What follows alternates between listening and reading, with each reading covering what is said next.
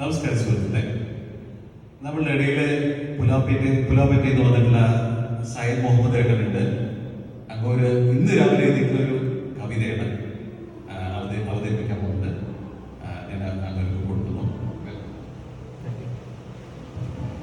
ഞാൻ ഇന്ന കാലത്ത് എഴുന്നേറ്റിരുന്നു. എനിക്ക് ജസ്റ്റ് ഈ നമ്മുടെ ഇന്ന് ഉരുൾപൊട്ടിയും ഇന്ന് വയനാട് അനുഭവിച്ചുകൊണ്ടിരിക്കുന്ന അവസ്ഥ, ആ വയനാട്ടിലെ ജനങ്ങൾ ഇന്ന് അനുഭവിച്ചുകൊണ്ടിരിക്കുന്ന ഭീകരമായ അവസ്ഥ, പോയവരും പോകാത്തവരുമായി നിരവധി പേർ, അത് മനസ്സിൽ ഉണർന്നപ്പോൾ ചെറിയൊരു കവിതയുടെ 4 വരികൾ എനിക്ക് എഴുതണം തോന്നി. കവിത എന്ന് പറയാൻ പറ്റും, എങ്കിലും നിങ്ങൾ കവിതയായിട്ട് തന്നെ അത് കാണണം.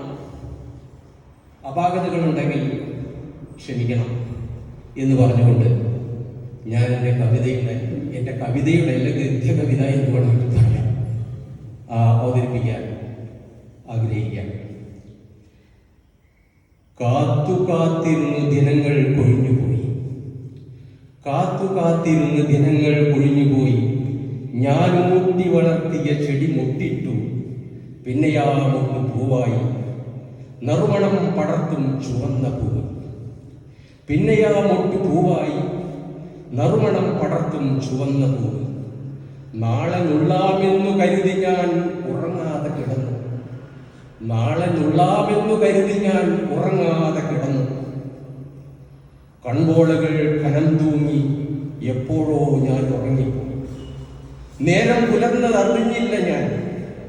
ഇനി എൻ്റെ മുന്നിൽ ഒരിക്കലും നേരം പുലരുകയില്ലെന്നതും ഞാൻ അറിഞ്ഞില്ല. ഇനി ഒരിക്കലും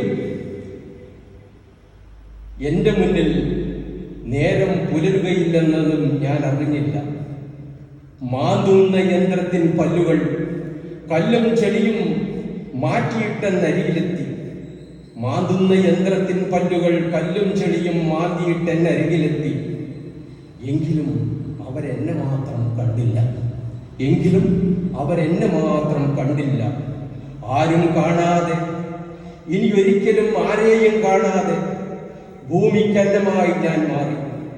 ഞാൻ നട്ട പൂച്ചെടി മാമല താഴ്വാരം ശോഭിക്കാൻ എവിടെയോ നിലയുറപ്പിച്ചു. അടുത്ത വസന്തത്തിൽ പൂവിടാൻ.